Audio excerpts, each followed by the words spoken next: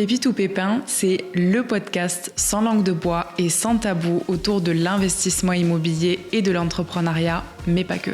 Vous avez toujours eu envie de connaître le secret des personnes qui ont trouvé la bonne idée, le bon business ou le super investissement immo qui a changé leur vie? Comment faire pour vous en inspirer et atteindre vos objectifs, qu'ils soient financiers, immo, business ou perso? Nous, c'est Valérie et Sophie, sœurs investisseuses et coach en immo, et on vous dévoile en toute transparence les coulisses des projets hors du commun faits par des personnes comme vous et nous. S'ils ont pu le faire, alors vous aussi. Bonne écoute!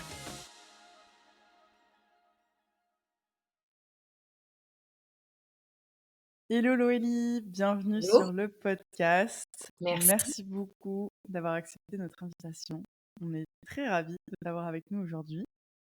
Pour les personnes qui du coup ne te connaissent pas, est-ce que tu peux expliquer un petit peu qui tu es, ce que tu fais? Et ouais, on va commencer par ça, c'est déjà pas mal. Alors je m'appelle Loélie Delas, j'ai bientôt 30 ans. Je vis dans le Beaujolais, près de Lyon et je suis comportementaliste canin et dog-sitter. Excellent. Donc qu'est-ce que ça veut dire exactement comportementaliste canin et bon dog-sitter du coup c'est dog-sitter, ça se comprend assez facilement je Ouais. pense, mais surtout qu'est-ce que ça comprend en fait au quotidien? Alors, c'est le terme que j'utilise le plus souvent parce que c'est celui que j'ai sur mon diplôme, mais en soi, c'est un peu plus large que ça.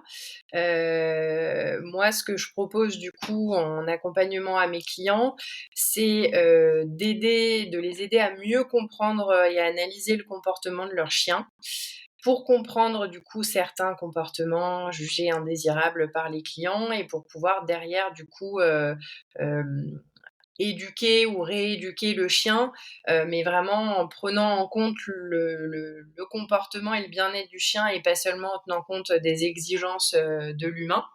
Donc c'est vrai qu'on appelle ça comportementaliste canin, mais ou éducateur canin, mais j'éduque plus au final les humains à comprendre leur chien et à avoir les bonnes attitudes, les bons réflexes, les bons comportements. Et puis voilà, je fais, du coup un petit peu d'éducation canine aussi, mais du coup, il y a une grosse partie où c'est vraiment de l'observation et de l'analyse, comportementale. OK. Mais c'est vrai que tu peux pas forcément dire aux gens: «Bon bah j'ai dit que les humains, ah» C'est plutôt à vous que je vais Mmh. donner des conseils. Et en Mais ouais, effet, un peu l'aspect, compliqué, du métier, c'est que voilà, il faut savoir être diplomate, et pas froisser les gens, mais c'est vrai que, une bonne majorité des cas clients qu'on peut rencontrer et pas que moi, j'en discute avec des collègues, c'est la même chose. Une bonne partie des cas, il y a quand même, la majorité des problèmes qui vont être liés à l'humain. Alors pas forcément, directement au propriétaire du chien, mais, à l'éleveur, aux humains qui ont été rencontrés en début de vie par le chien et qui du coup ont pu créer des traumatismes. Donc voilà, c'est vrai que l'humain a un gros impact, sur les Mmh. comportements du chien parce que, bah, ça a beau être le meilleur ami de l'homme, l'humain en général ne connaît pas assez bien cette espèce et son fonctionnement et du coup, ça fait que parfois, voilà, il y a des petits couacs. ouais. Ouais. Et qu'est-ce qui fait que tu t'es lancée dans cette aventure-là? J'imagine qu'il y avait certainement une passion pour les chiens déjà avant, mais qu'est-ce qui fait que tu as démarré ce projet? Alors, en effet, depuis toute petite, j'adorais les animaux et j'étais fan de chiens. Petite, je voulais faire vétérinaire et puis, je me suis, ravisée parce que les études véto me paraissaient un peu, compliquées. Puis après ça m'est complètement passé. J'ai fait une école de commerce donc, je suis partie, complètement dans autre chose et j'ai adoré ce que j'ai fait. Donc j'ai travaillé, du coup avant de devenir comportementaliste, j'ai travaillé 3 ans, à Paris dans une grande maison de mode, et j'ai été en fait community manager et responsable de l'influence. Donc je m'occupais vraiment de, poster les contenus de la marque sur les réseaux sociaux, de gérer la communauté, gérer les influenceurs qui représentaient la marque, les giftings, les organisations d'événements, les voyages presse, voilà, ce genre de choses. Et j'ai fait un gros burn-out au bout de 3 ans, qui m'a amenée, voilà, à plus me sentir capable de continuer de faire ce métier-là. J'avais besoin d'autre chose, et c'est à ce moment-là que moi, mon chien est arrivé dans ma vie et je me suis énormément investie, dans son éducation et ça m'a ramenée du coup à cette passion que j'avais depuis petite et c'est vrai que, voilà, le métier que j'ai aujourd'hui, je pense que si j'avais dit à mes parents à la sortie du bac, que je voulais me Mmh. former pour faire ça, ils m'auraient clairement dit: «Non, choisis un Non. truc, plus safe». Et c'est d'ailleurs ce qu'ils m'ont dit quand je leur ai parlé de mon projet de reconversion, ils étaient franchement pas emballés. Et du coup, voilà, de m'investir dans l'éducation de mon chien, je me suis dit: «Mais c'est incroyable tout ce qu'il y a à savoir sur le comportement canin, qu'en fait tous les gens qui ont des chiens devraient savoir et que personne ne sait». Et du coup, voilà, j'ai commencé à m'informer, lire des livres, écouter des podcasts, échanger avec d'autres professionnels et j'ai voulu me reconvertir. J'avais fait un stage du coup avec, mon éducatrice, sur Paris et elle m'a donné plein de conseils du coup sur, bah, où me former, correctement et puis voilà, après c'était parti. Du coup, j'ai commencé, à faire du pet sitting, voilà, de manière, non professionnelle et puis très vite, en fait, j'ai créé mon auto-entreprise et j'ai décidé de me lancer, en full time, pet sitting en parallèle de passer ma formation de comportementaliste et puis après j'ai cumulé les 2. OK. Excellent. Et à t'entendre comme ça, on a l'impression que c'est hyper simple, hyper fluide, que limite, ça coule de source. Mais j'imagine que le changement a pas dû être si simple que ça parce que c'est quand même un gros changement de vie, de quotidien aussi. Ouais. Parce que voilà, tu passes d'un job, hyper, enfin avec un rythme hyper effréné. Je sais que tu disais justement que tu avais fait, la Fashion Week à plusieurs reprises à New York, donc j'imagine que tu étais un peu sur tous les fronts, surmenée et dans un univers qui est radicalement différent et puis, tu bascules entièrement. Voilà, il faut annoncer à tout le monde et à soi-même aussi que tu as envie Mmh. de changer de vie. Donc comment est-ce que tu as vécu justement cette transition? Est-ce que tu as eu peut-être, je sais pas, du mal toi à l'accepter ou est-ce que non, c'était plutôt simple de dire: «OK, en fait, enfin d'admettre en fait que ce que tu avais choisi et les études que tu avais faites ne t'allaient plus du tout et que, tu devais, changer de carrière en fait?» Est-ce que, ouais, comment tu l'as vécu en fait ces transitions? Parce que je pense que c'est au niveau de son ego, c'est dur. Enfin moi personnellement, je parle aussi pour moi, je pense que j'aurais du mal à l'accepter ça et à faire, enfin le deuil d'une carrière, Passer, qu'on ouais. avait choisie et qui paraissait, glamour aux yeux des autres et voilà. Donc, je sais pas si tu peux nous en dire un peu plus sur tes ressentis à ce moment-là? Alors, c'est vrai que quand je me suis lancée dans ce métier, de community manager à Paris, j'étais emballée, l'univers, me plaisait, je trouvais ça super chouette et je me suis dit: «OK, bah, si je me débrouille bien, que je bosse à fond, j'aurai certainement des perspectives d'évolution, et voilà, je vais pouvoir évoluer dans cette boîte, potentiellement dans 5-6 ans changer de boîte», et voilà, je voyais ma carrière un peu, toute tracée, à évoluer dans le milieu de la com digitale et de la mode, sur Paris.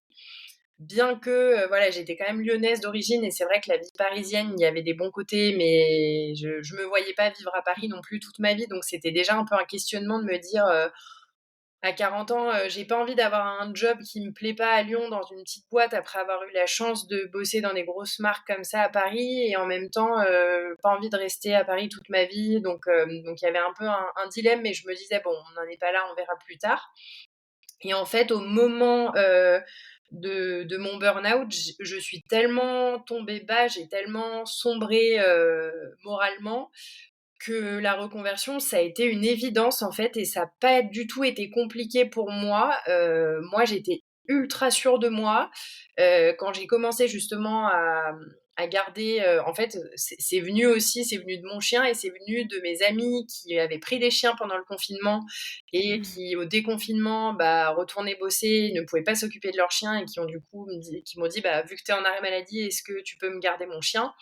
Et moi, j'ai tellement pris plaisir à m'en occuper, aller les promener, ça m'a fait sortir alors que j'étais dans une période où voilà, j'avais coupé les ponts avec, tout mon entourage, tous mes amis, je parlais à plus personne et là de devoir, sortir, d'être obligée de croiser d'autres gens en balade qui avaient des chiens, de discuter, ça m'a fait un bien fou et je me suis dit: «En fait, je veux faire ça, quoi». Je suivais un peu Mmh. sur Instagram des dog walkers à Paris qui promenaient les grands groupes de chiens. Je me disais: «Mais c'est trop sympa, en fait et on a l'air de pouvoir en vivre» et donc dès que je me suis renseignée un peu sur les formations et cetera, moi, c'était fluide dans ma tête. Il y avait aucune contrainte, aucune limite. J'étais sûre qu'il y avait un potentiel derrière et que ça pouvait fonctionner. Mmh. Donc j'ai pas eu du tout ce côté regret de quitter un milieu un peu glamour, de quitter, un job, à responsabilité, dans lequel en effet, bah, j'avais des gros horaires, je voyageais, voilà, j'ai pris ça comme, OK, j'ai eu cette expérience super d'aller à New York, Mmh. à Milan, de faire plein de choses, d'aller sur des shootings photos, des défilés de mode. Maintenant, bah, c'est terminé, ça va être une autre histoire, mais j'étais pas du tout, nostalgique. Mmh. J'ai été hyper soutenue par mes amis, sur, mon projet de reconversion et par contre, ben, beaucoup moins, par mes parents. Forcément, je le comprends, hein, ils étaient, un petit peu inquiets, ils avaient peur que j'arrive pas à en vivre. Donc c'est vrai qu'au début, ils m'ont Bien sûr. incitée à faire ça comme passe-temps à côté d'un autre Mmh. travail. Ils m'ont incitée à essayer de changer de boîte en me disant que je me sentirais peut-être mieux dans une autre marque et que ça venait peut-être de là où Mmh. j'étais. Et oui, il y avait de ça, la boîte dans laquelle j'étais, l'organisation faisait que voilà, et ça me correspondait plus, mais même plus globalement, je pense que le Covid a aussi joué, mais comme plein de gens, j'ai eu besoin de faire un boulot qui avait du sens. Mmh. Et pour moi, ça avait du sens d'aider les gens à comprendre leurs chiens et ça n'avait pas de sens de faire des publications Instagram pour vendre des vêtements à des gens qui n'en ont pas besoin. Donc ça a été assez évident et puis mes parents, je me suis dit: «Bah, je vais les convaincre, ils vont bien finir par voir que ça fonctionne» et voilà, c'est vrai que j'ai été assez surprise de ma part, en fait, de réagir comme ça parce que je suis plutôt quelqu'un, de base qui est très, pessimiste, je vois que les difficultés, j'ai beaucoup de mal à avoir peur de me lancer. Je m'étais toujours dit, moi, j'ai jamais eu cette âme d'entrepreneur, de me dire, ah, moi, je veux être mon propre patron, je supporte pas qu'on me donne des ordres. Moi, j'adorais travailler pour quelqu'un, être salarié, je trouvais ça top. Vraiment, l'entrepreneuriat en soi, c'était pas quelque chose qui m'attirait plus que ça. Voire même, je voyais toutes les galères de devoir tout gérer, la compta, machin, je me sentais pas du tout de faire ça. Et en fait, là, l'activité me plaisait tellement que ça a été une évidence et j'ai pas douté, à un seul moment et j'ai Mmh. bien fait puisque ça a fonctionné et puis mes parents ont fini par être convaincus et voir qu'aujourd'hui j'ai un travail qui me plaît et que j'arrive à en vivre donc je regrette pas du tout. Mais je trouve ça super intéressant aussi parce que c'est vrai que très souvent, on se pose un peu la question de: «Est-ce que j'ai cette âme d'entrepreneur ou pas?» Et c'est ceux qui l'ont qui vont se dire, ils vont peut-être se mettre des blocages sur: «J'ai pas encore le projet ou le produit, parfait pour me lancer» et cetera. Mais il y a aussi les personnes qui sont dans un job aujourd'hui qui peut-être leur convient, ou leur convient plus, mais qui, beh, comme toi à l'époque, aimaient quand même, être, dépendre d'un patron et cetera et cette sécurité aussi un petit peu de l'emploi et finalement, rien n'est figé, quoi. Ça veut Ouais. dire que, tu peux tout à fait, comme toi finalement revenir sur une passion et te dire: «Bon, tout le reste, je le prends aussi parce que juste j'ai trouvé du sens à ma vie, à mon travail et du coup j'y vais mais je mets, les tous les pieds dedans et j'y vais donc je trouve ça super intéressant aussi. Après, c'est vrai que je reconnais aussi que peut-être si j'ai réagi comme ça, c'est quand même parce que de prime abord, j'avais fait, une école de commerce, et que du coup, j'avais un Mmh. cursus quand même, général où Oui. j'ai eu plein de notions de compta, de communication et je me rends bien compte aujourd'hui, que dans le milieu dans lequel j'évolue, il y a quand même, plein d'éducateurs canins, de dog-sitters qui n'arrivent pas à en vivre ou en tout cas pas très bien et qui du coup ont un emploi à mi-temps à côté Et je Mmh. pense que ma formation de base et même mon expérience que j'ai eue de community manager ont fait que Ouais. j'avais quand même un bagage solide sur, bah, voilà, se faire connaître sur les réseaux, un peu de Mmh. créa et Mmh. cetera et donc j'avais quand même des capacités, dans d'autres domaines que le chien. J'ai vraiment eu à me former que sur le chien et le reste, Ouais. j'avais quand même, quelques notions qui m'ont permis, de me faire connaître assez vite et que ça fonctionne. Et puis, il y a des Ouais. choses pour le coup où j'avais zéro compétence, enfin où j'étais pas du tout genre moi la compta, ça me faisait super peur et voilà, je me suis fait aider et aujourd'hui je me débrouille et en fait c'est pas si compliqué, faut juste, faut pas avoir peur de Beh, demander de l'aide, il y a des gens qui maîtrisent mieux et une fois qu'on nous explique, voilà, c'est pas si compliqué que c'est ça. un peu le ouais, c'est ça, c'est qu'au final, on a quand même chacun des compétences, enfin, peu importe que ce soit, quelqu'un peut être bon en compta et moins bon sur autre chose, enfin, peu importe, mais chacun a son expérience, chacun a quelque chose à apporter, Mmh. donc faut juste, Ouais, se former sur le reste, quoi, donc ouais. Et c'est vraiment ça, je trouve, tu dis, tu avais peut-être pas forcément l'âme, de l'entrepreneur, mais au fond si, parce que tu vois, ce que tu viens de décrire, le fait de se dire: «OK, j'ai mes compétences, mais ce que je ne sais pas ou ce que je maîtrise pas ou ce que je n'aime pas faire, je vais quand même, apprendre à le faire ou mmh, trouver quelqu'un qui peut m'aider ou le déléguer ou voilà, me faire, enfin m'entourer, me faire accompagner». Et en fait, je trouve que c'est ça, vraiment l'âme d'un entrepreneur, c'est de pas voir les obstacles comme des obstacles, mais de se dire: «Je saurais les surmonter ou je saurais trouver les solutions». Donc et ça, c'est vraiment, la qualité, je pense, qu'il faut avoir.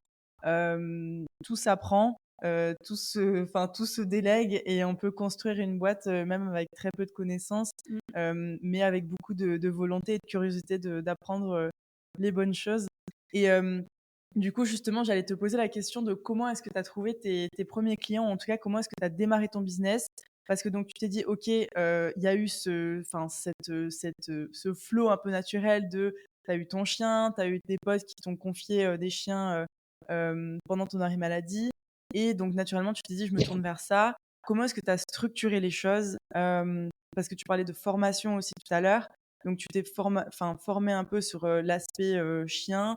Après, comment est-ce que tu as déterminé vraiment, enfin, ton offre, ce que tu allais proposer, tes tarifs et donc comment est-ce que tu as trouvé aussi tes tout premiers vrais clients? Les personnes qui du coup après t'ont payé quoi? Ouais. Alors, déjà ce qu'il faut savoir, c'est que je me suis pas simplifié la vie parce que du coup, j'ai créé mon auto-entreprise, à la fin de ma rupture conventionnelle avec mon entreprise Mmh. et j'étais du coup sur Paris. Donc j'ai commencé, du coup, à faire de la garde et du dog sitting et des promenades sur Paris. Et ça a très bien fonctionné, grâce au bouche à oreille, et beaucoup grâce aux réseaux sociaux. En fait, j'avais créé bêtement un compte Instagram, à mon chien et du coup, bah, quand je gardais, d'autres chiens, à la maison, je faisais des petites vidéos que je postais en story, sur son compte et plein de gens qui me suivaient ont commencé à me dire: «Oh là là, mais tu t'en occupes trop bien, j'aimerais tellement pouvoir te laisser mon chien» et bah, petit à petit comme ça, je me suis dit: «Bah, OK». Donc j'ai créé mon auto-entreprise et petit à petit, bah, les gens sont beaucoup arrivés par Instagram. J'avais des réseaux de connaissances aussi, de groupes de balade à Paris auxquels je participais pour mon chien. Donc bah, quand j'ai annoncé que je me lançais là-dedans, plein de gens du coup m'ont confié le leur. Et du coup, ça a super bien pris et je crois qu'au bout de les 2 premiers mois, j'ai dû toucher 500-700 € de chiffre d'affaires et dès le troisième mois, j'ai dépassé les 1 800 € de chiffre d'affaires Ah ouais. et donc j'étais super contente. Sauf que, bah, quelques mois après, j'ai eu des petits soucis avec mes voisins qui étaient pas franchement ravis que je garde des chiens chez moi. Donc du coup, j'en ai profité pour me poser des questions. Je me suis mis du coup à plus faire de garde, à faire que des balades sur Paris. Sauf que les balades sur Paris, ben, les 3/4 des parcs sont interdits aux chiens, donc c'était des balades en ville. C'était pas hyper, agréable. Je marchais 30 bornes par jour, j'étais crevée et je me suis dit: «Bon, je me vois pas continuer avec ce rythme-là». Donc soit je m'achète une voiture pour emmener des chiens en forêt et j'ai déjà ma clientèle, parisienne qui est là et qui me suivra. Soit, bah, je prends des risques et je rentre, en région, lyonnaise, vers ma famille et là où il y a des coins de balade un peu plus sympas Et du coup, j'ai opté pour cette solution. Bah, je suis repartie de 0, hein, concrètement, parce Ouais, qu'à Lyon, nouvelle base j'avais pas de client. clients, donc j'avais quelques personnes qui me suivaient et quand j'ai annoncé que je partais vers Lyon, qui m'ont dit: «Ah bah top, on est de Lyon, on te suit depuis longtemps, on va pouvoir te confier notre chien». Mais bon, c'était 2-3 personnes, quoi, ça se comptait sur les doigts d'une main.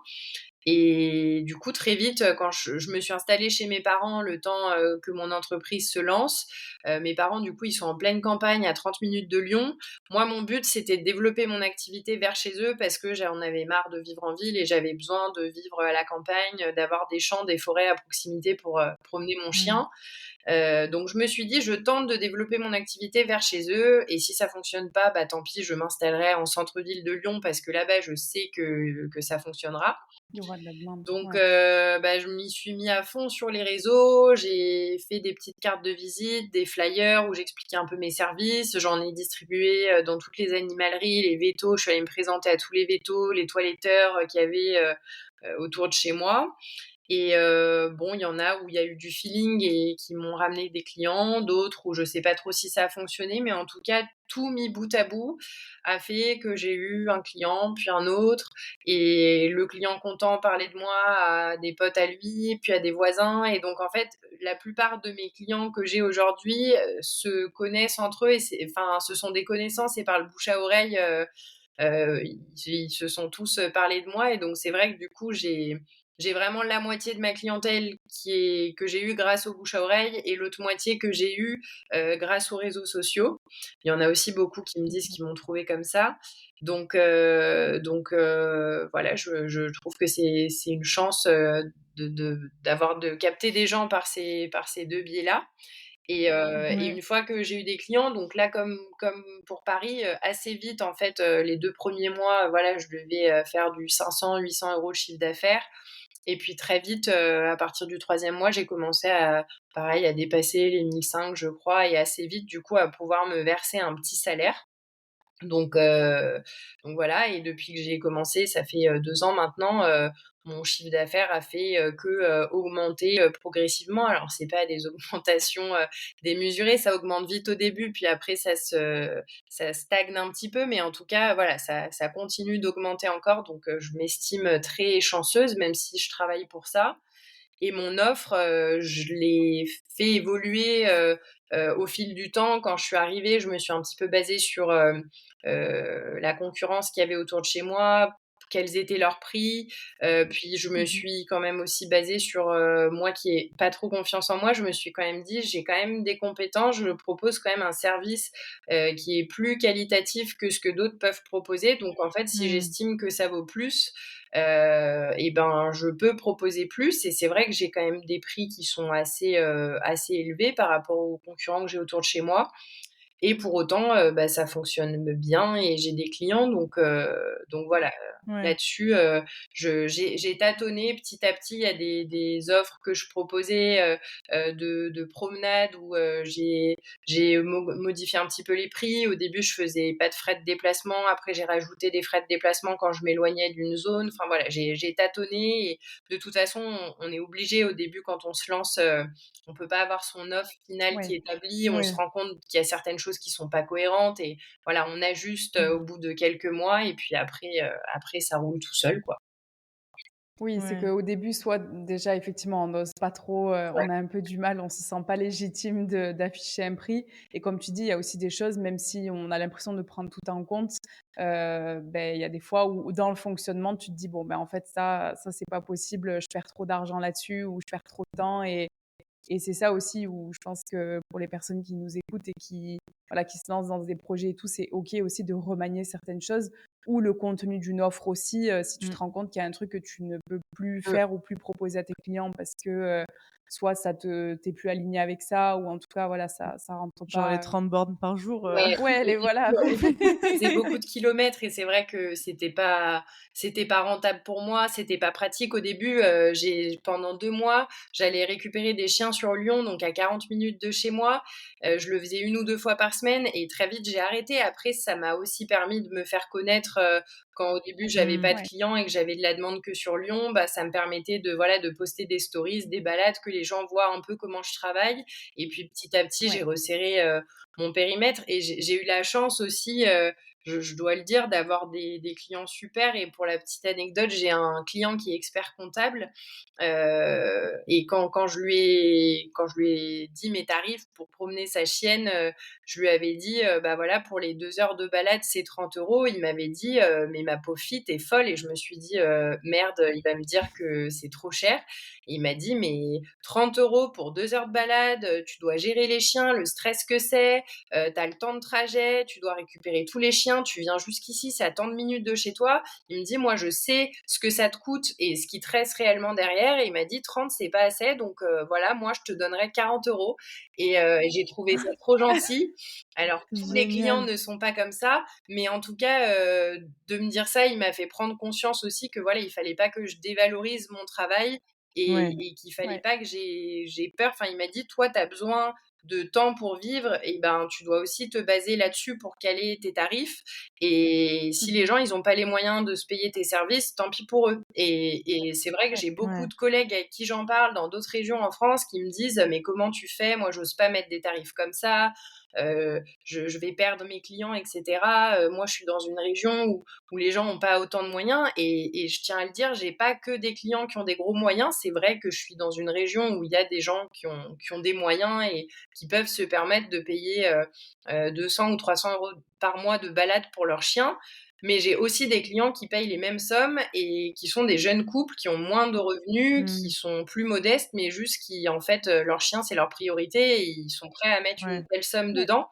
Donc voilà, je pense que quand le service, il Ouais. est qualitatif, le prix peut suivre dans la limite du raisonnable, bien sûr, mais faut pas avoir peur faut pas se dévaloriser, faut pas avoir peur de mettre, un tarif qui est OK.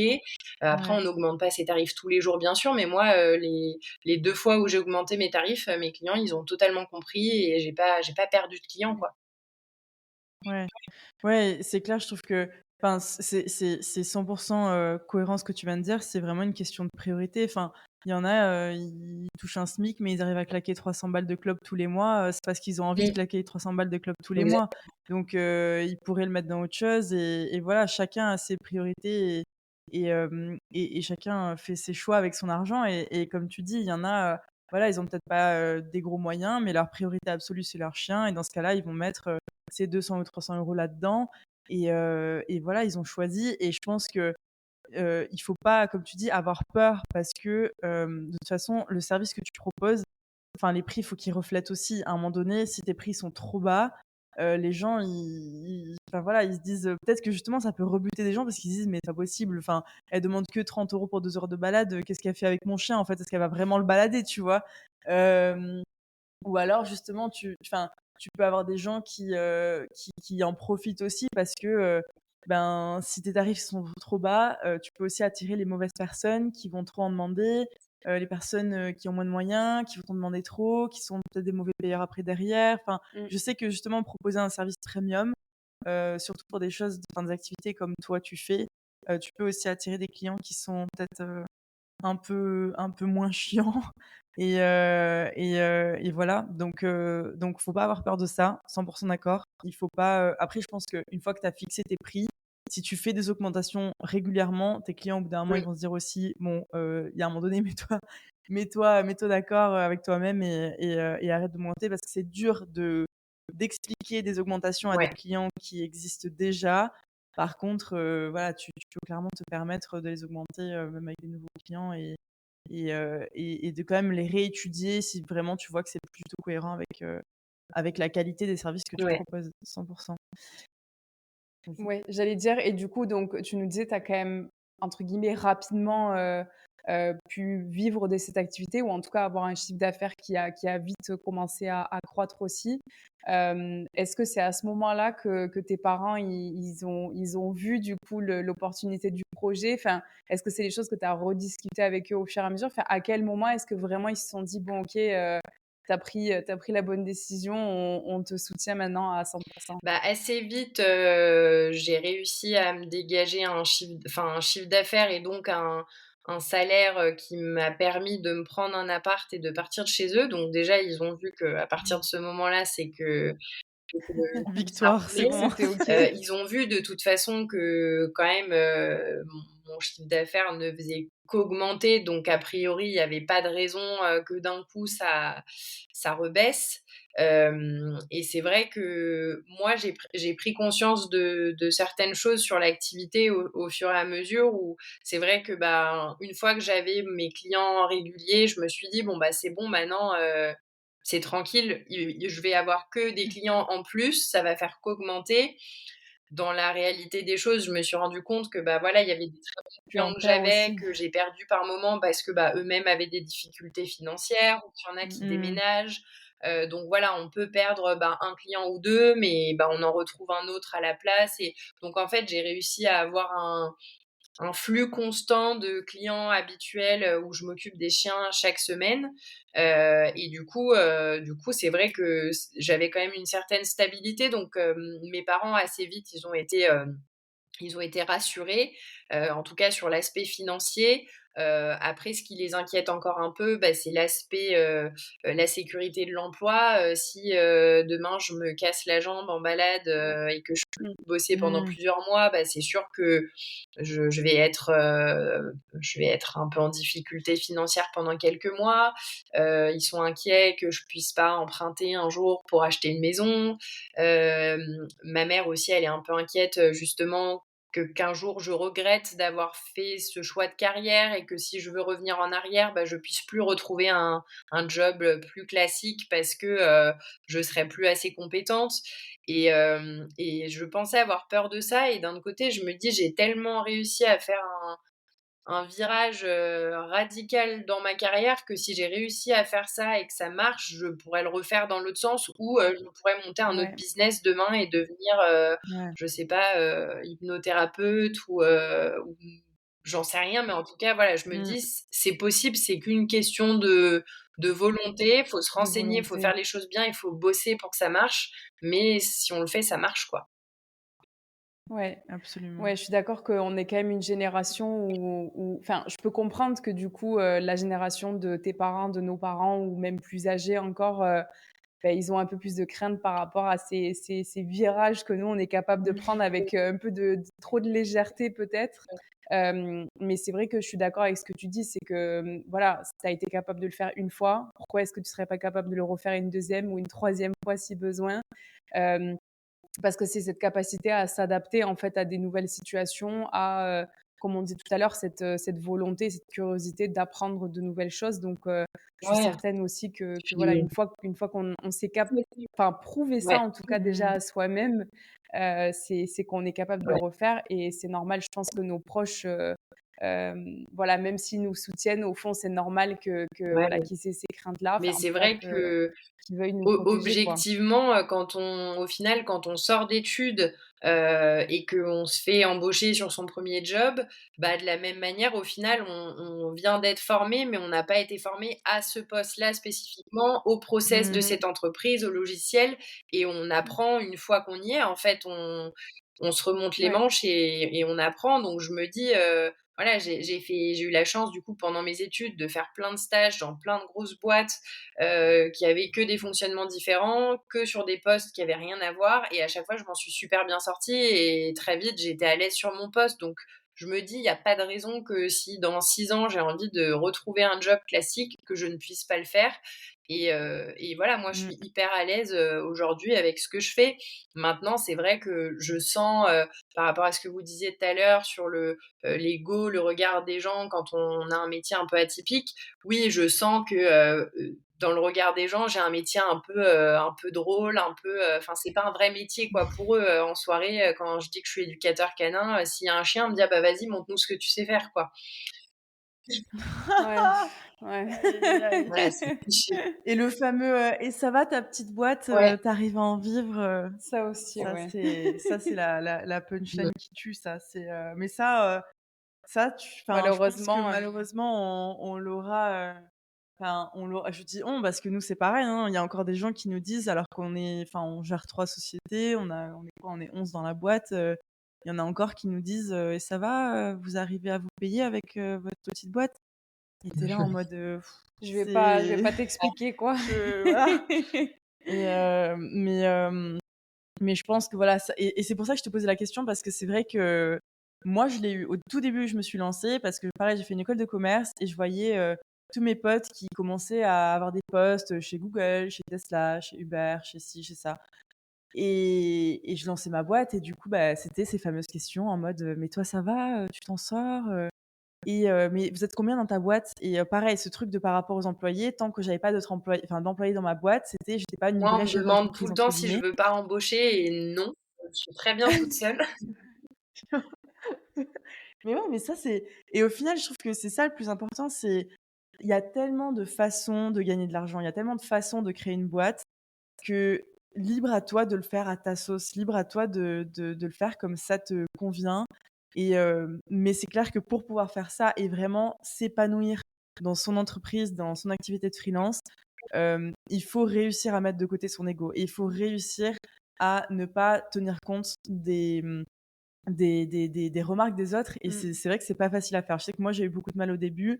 Maintenant, je m'en contrefiche, mais ça a été des années de travail sur moi-même et voilà. Mais je pense que c'est vraiment, vraiment important pour pouvoir ensuite, bah, faire ce que tu veux et c'est pour ça que je trouve que ça très beau que tu aies réussi à faire ce virage qui voilà, c'est quand même un gros virage, c'est un gros changement de vie, mais c'est magnifique et voilà, tu arrives à en vivre, comme il faut, tu te régales au quotidien et tu en parles en plus avec tellement de Ouais, légèreté et que ça donne limite envie de tout plaquer, de faire pareil. après, c'est pas Non, mais tout beau, tout rose tout le temps non plus, hein, et puis je roule j'imagine, pas sur l'or j'imagine. non plus. Attention que les gens, enfin, en vrai, Ouais. je pense que je pourrais pour le coup, je sais qu'il y a des gens dans le milieu qui en vivent, très bien. J'ai plein de perspectives d'évolution sur lesquelles je travaille justement pour Mmh. après, sur comment je peux capitaliser sur là ce que j'ai pour que ça me rapporte plus, pour être plus efficace, Mmh mh. pour, essayer justement d'équilibrer un peu les aspects du métier qui me dérangent un peu plus. Parce qu'en fait, tout ce que les gens imaginent qui est difficile dans le métier, où on me dit: «Ah mais, tu toute seule, tu veux pas embaucher, ah mais ça te dérange pas de pas être salariée, ça te dérange pas de pas bosser dans une grosse boîte?» Ça, c'est pas des choses qui me dérangent. Par contre, c'est vrai qu'il y a quand même des aspects du métier, que j'avais pas du tout réalisé avant de le faire et où j'ai eu une petite période, un moment un peu de down où je me suis dit: «Quand même, c'est pas facile. Est-ce que je me vois vraiment faire ça sur la durée?» Et du coup, bah, petit à petit, j'essaye d'ajuster pour que le rythme me convienne, le mieux. Mais typiquement, bah, c'est vrai que je suis quand même, très souvent dehors, j'ai, 2 à 3 heures Mmh. de promenade par jour avec les chiens. Bah, c'est vrai qu'en pleine canicule ou en plein hiver, quand il neige, qu'il fait froid, passer 3 heures dehors, être trempé et avoir froid, c'est pas toujours super agréable et voilà, le matin, Mmh. faut se motiver. Il y a des choses comme ça où je pense qu'au début, bah, pareil, on a envie que ça marche, donc j'étais, hyper bosseuse et parfois j'acceptais, 4-5 heures de balade dans la journée en me disant: «Bah, j'ai de la demande, donc je vais pas refuser des clients».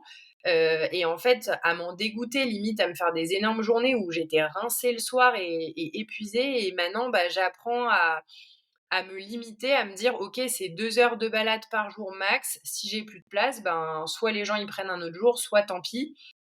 Et à force, bah, les clients Ouais. qui de toute façon, sont satisfaits de mon service et qui ont envie, de me mettre leur chien en balade, bah, maintenant ils savent qu'il faut qu'ils anticipent un petit peu pour, réserver, et Mmh.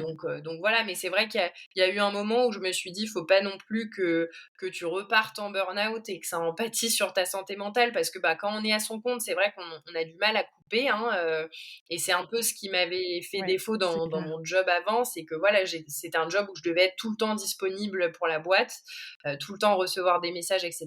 Et là, c'est vrai que bah, c'est un peu pareil. On reçoit des demandes de renseignements sur Instagram, des gens qui prennent le temps de t'appeler à 22 heures un dimanche soir pour avoir des infos sur une séance d'éducation. Et du coup, c'est vrai que voilà, faut aussi parfois se mettre des limites et arriver à couper. Et Ouais. voilà, moi, petit à petit, j'arrive, en tout cas, c'est pas encore parfait, mais c'est vrai que, voilà, je me dis, bah, je voudrais tendre vers plus d'accompagnement éducatif parce que c'est ça qui me plaît, d'enseigner aux gens, de leur apprendre des choses sur le comportement canin. et faire un peu moins de balades parce que, ben, c'est en extérieur, c'est fatigant, on subit la météo, ça peut être, très anxiogène parce que, ben, quand on promène plusieurs chiens d'un coup, il y a plein de choses auxquelles il faut faire attention, déjà on met pas n'importe quel chien ensemble, Mmh. on va pas les promener n'importe où, on évite des endroits où il y a des routes, où il y a trop de gibier, où on va croiser trop de monde, il faut faire attention à telle saison parce qu'il y a des chenilles processionnaires, à telle saison, il y a des bactéries dans l'eau, donc si les chiens vont se baigner, ils peuvent être malades, enfin il y a plein de choses à prendre en compte et c'est vrai que voilà, il y a un moment où je me suis dit: «Mais en fait, c'est hyper stressant et les gens se rendent pas compte» et c'est vrai que du coup, là, j'ai réussi à adapter mon rythme et ça me convient mieux. Je suis très, très bien en ce moment dans mon activité, mais c'est vrai que du coup, quand j'ai des personnes qui me demandent pour se former sur le métier, je les aide vachement et je les renseigne au maximum, sur les aspects positifs et négatifs. Parce que c'est vrai que moi, quand j'ai Mmh. voulu me former, j'ai eu la chance d'avoir une personne qui m'a bien accompagnée au début, mais après, il y a beaucoup de personnes que je contactais, où il y a un espèce de truc à la con de: «Bah non, on est concurrents, donc démerde-toi et je te donne aucune info». Ouais. Et j'ai trouvé ça dommage. Moi, quand je me suis installée, vers Lyon, j'ai écrit à tous les éducs à côté de chez moi pour qu'on se rencontre, qu'on aille se balader avec nos chiens. J'en ai une qui m'a répondu, on est devenues copines, et c'est trop cool et les autres, soit ils me mettaient des vues, soit ils me disaient: «Bah non, désolé, je copine pas avec la concurrence» et c'est débile parce que Ah en ouais, cash l'occurrence, comme il y en ça. a depuis leur Ouais. entreprise a fermé alors qu'ils étaient installés bien avant moi et enfin moi je pars du principe, vu le nombre de foyers qui ont des chiens, il y a de la place pour tout le monde. En plus, il y a plein de Tout le méthodes monde, c'est différentes en clair. éducation canine donc voilà, il y a le tout c'est d'être sûr de soi et voilà, il y a pas de raison. Oui, en effet, ceux qui vont piquer les clients des autres, c'est pas cool, mais ça peut très bien se passer et voilà, c'est vrai que du coup, moi, j'ai à cœur d'aider les gens qui veulent se former parce que c'est pas facile de trouver les infos, de savoir, où se former, quelles sont les bonnes formations et cetera. Ouais. Mais j'essaye aussi d'être quand même très transparente sur la réalité du métier parce que c'est vrai que c'est un peu un métier, Mmh. que les gens idéalisent où ils s'imaginent que, on papouille des chiots toute la journée et qu'on fait des câlins à des chiens et c'est pas que ça, quoi. Ouais. Et oui, il y a des contraintes, Ouais. comme avec chaque métier. C'est vrai que c'est pas tout beau tout rose, mais c'est très bien aussi de vouloir, montrer aux gens que c'est pas que tout beau tout rose, pour vraiment que voilà, que les personnes qui veulent se lancent pour les bonnes raisons, en connaissance de cause et pas parce qu'ils pensent que voilà, comme tu dis, ça va être, juste Ouais. faire des câlins, des chiots toute la journée et aller, se balader 30 minutes, alors que c'est pas du tout le cas. Hem Bah, écoute, on arrive à la fin de cet épisode, mais du coup, bon déjà merci énormément pour, tout ce que tu as partagé parce que c'était hyper intéressant et autant, à titre personnel parce que je trouve qu'à chaque fois qu'on fait ces épisodes, on en apprend énormément, bah, pour nous-mêmes, pour nos boîtes à nous et notre gestion à nous, personnelle, mais aussi, bah, du coup pour les auditeurs. Je trouve que c'est un épisode qui sera, hyper intéressant pour pas mal de personnes. Donc, merci beaucoup, pour ce partage et du coup pour toutes les personnes qui souhaiteraient bah, te contacter peut-être, qui veulent se lancer, en tant que Comportementaliste. comportementali j'ai du mal avec ce Ouais, mot, hein. je C'est savais pour que ça que j'osais tu pas voulais le le dire. dire. Comportementaliste canin. Comportementaliste canin, slash dog-sitter. Où est-ce que ces personnes peuvent, te contacter? Ou est-ce que tu as des ressources? Enfin, s'il y a des personnes, vers chez toi qui veulent, que tu t'occupes de leur chien, comment ces personnes peuvent Et te ben, contacter? sur les réseaux sociaux, Facebook, Instagram, TikTok, donc le nom de ma page, c'est Eustache Lyon, donc Ustache. Voilà, je suis assez active et j'essaye de poster pas mal de vidéos justement avec du contenu, informatif, à destination des personnes qui ont des chiens. Et puis après, bah, je pourrais leur donner plus en détail, le nom de plein d'autres formations, de plein de collègues super qui font aussi des super contenus. J'ai aussi des collègues qui ont des super podcasts. Par exemple, j'ai une collègue, son podcast, c'est La Niche Aventure et j'en ai une autre qui est éthologue et c'est Dans la tête des chiens. Donc voilà, elle est spécialisée en éthologie et tout ce qu'elle avance comme information est basé sur des études scientifiques. C'est hyper intéressant, surtout dans ce milieu-là où voilà, on peut pas se baser uniquement sur, les dires de tonton Marcel qui a des chiens depuis toujours, mais qui en fait, sort des grosses âneries. Donc voilà, pas hésiter à bien se former. Ouais. Attends, c'est quoi L'éthologie, c'est éthologie? l'étude, Ça veut dire des quoi? comportements, donc en l'occurrence là, l'éthologie, du chien, mais il y a aussi plein d'autres espèces, qui sont étudiées. Ouais, pour les chevaux et tout aussi, on Ah fait. ouais, je viens d'apprendre un nouveau mot, Bah, voilà. tiens, toi qui vas prendre un chien, en plus, ce serait bien Je que me tu te coucherai renseignes un moins peu. bête ce soir. Ah ouais, c'est clair, j'ai pas mal de choses à apprendre. Du coup, je te contacterai très certainement parce que je vais prendre un chien Et bientôt, mais ben, c'est vrai que j'y connais justement, rien du tout, juste, donc dernière petite info, à donner pour rebondir là-dessus. Je conseille à tous les gens qui ont pour projet d'acquérir un chien, de se faire accompagner par un comportementaliste ou un éducateur, un bon éducateur, avant d'avoir le chien. Parce que, la majorité aussi des problèmes qu'on rencontre en clientèle, sont liés au fait que les gens ont pris un chien qui n'est pas du tout adapté à eux, parce qu'ils ont uniquement choisi, sur des ah critères ouais. esthétiques, ou ils ont acheté le chien dans des mauvais élevages qui disent: «Oui, oui, la race est très adaptée à vous» et qui disent n'importe quoi, et derrière, les gens se retrouvent avec un chien qui ne correspond pas. Donc voilà, que ce soit, pour, prendre un chien en SPA, en refuge ou en élevage, le mieux c'est de se faire accompagner avant, d'être sûr, le professionnel, il va être là pour vous faire prendre conscience de tout ce que vous allez devoir, investir comme temps, comme argent pour votre animal. Donc vérifier que vous êtes bien prêt, et de vous mettre en garde sur, les côtés négatifs.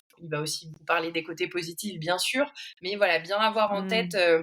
les difficultés auxquelles vous allez pouvoir faire face pour être prêt, et pas avoir de regrets derrière, et faire en sorte que ça se passe bien, parce qu'il y a quand même plein de gens qui font des dépressions ou qui regrettent après d'avoir pris un chien. Donc voilà, pas hésiter à se faire accompagner, en amont. Eh bah, écoute, je suis ravie d'avoir fait cet épisode avec toi avant de prendre un chien alors. Non, mais c'est vrai que j'avais pas forcément pensé, enfin, je pensais toujours que, Ouais. bah, tu prends un chien et puis ensuite tu fais de l'éducation Moi, avec la le chien quand première, tu hein, l'as j'ai déjà, fait mais c'est cette vrai que c'est erreur, alors je complètement m'étais pas trop gourée sur la race, mais voilà, on se dit: «On va se démerder tout seul», et puis, en fait, une fois qu'on a des galères, on appelle quelqu'un, et c'est pas que c'est trop tard, c'est jamais trop tard, mais en tout cas, si on peut ouais, éviter les erreurs, d'emblée, c'est quand même mieux pour tout le monde, quoi. Ouais.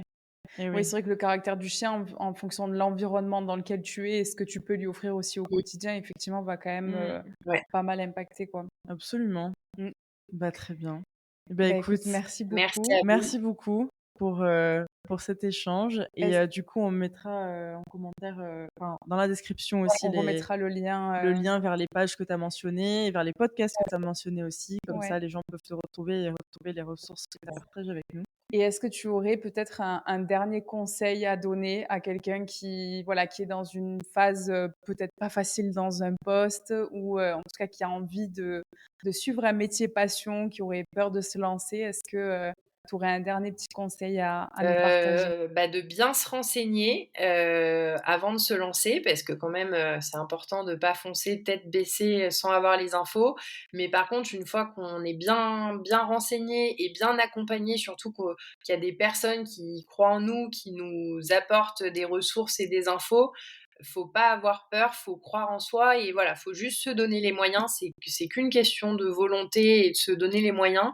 Et puis être patient aussi, être indulgent avec soi-même, ça peut prendre un peu de temps, mais il n'y a pas de raison que ça fonctionne pas. Donc voilà, pas hésiter à se lancer. Moi, franchement, c'était encore une fois pas du tout dans ma personnalité, et je regrette pas du tout. Ça m'a énormément appris sur moi, cette reconversion, et ce serait à refaire, vraiment, je le referais, parce que j'en ai tiré beaucoup de positifs au-delà de mon activité. Je me suis découvert certains aspects de ma personne que j'ignorais, donc c'était super.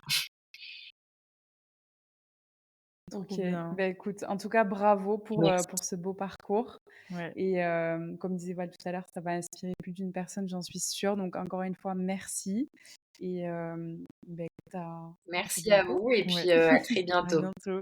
Merci. Bye. Bye. Merci d'avoir passé ce moment à nos côtés. On espère que vous avez trouvé l'échange du jour inspirant et qui vous a donné l'énergie nécessaire pour, à votre tour, passer à l'action dans vos projets. Si cet échange vous a plu, n'hésitez pas à nous mettre 5 étoiles et à vous abonner à ce podcast pour ne louper aucun épisode. Dites-nous en commentaire quel invité ou quel sujet vous aimeriez entendre une prochaine fois. On se retrouve la semaine prochaine pour un nouvel épisode. En attendant, vous pouvez retrouver nos tips IMO et Mindset au quotidien sur Instagram et sur YouTube en tapant Siving Sisters dans la barre de recherche. À la semaine prochaine!